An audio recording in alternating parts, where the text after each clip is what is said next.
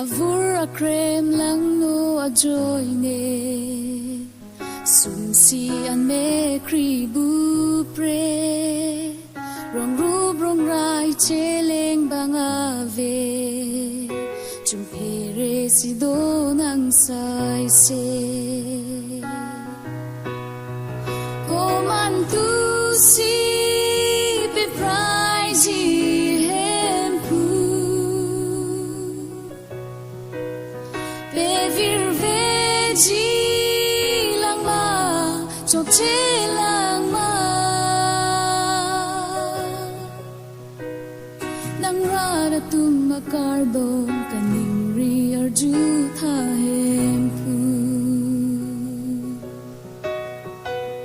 ning che rui si vang nang keng ri ni deng ve tha avur pen chi un dep na pu si che bing rep nang ko khen bi si nang hem kan thir ta in sam ri jok ta ve ki lun ji ko man tu si pe prize Hemphu pe vir veji lang ma chok che lang ma nang ra da tum ma kardom kaning ri arju tha Hemphu ning che rui si vang nang keng ri ni deng ve tha bang so avur lang no a joy ne rachari tum ku vang ho se ke lang pen rai kom sai ki lem bang tum ai ni rui ta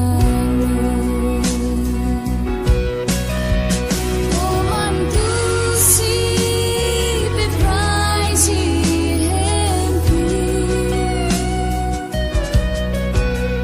pe vir veji lang ma chok che lang ma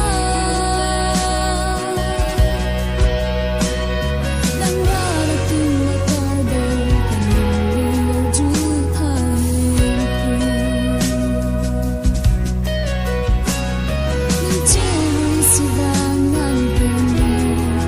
ni deng ve tha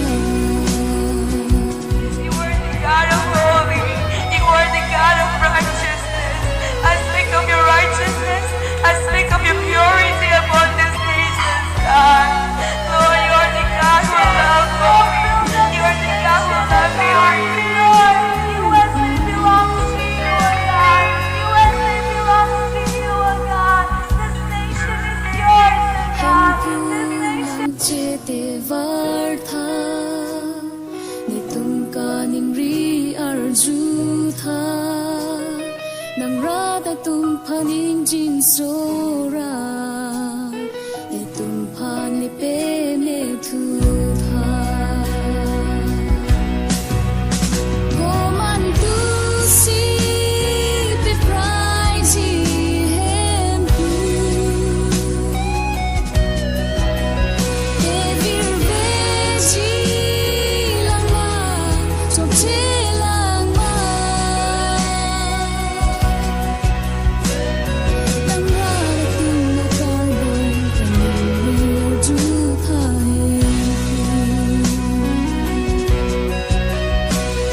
ning che rui si vang nang keng ri ni deng ve tha ri che rum si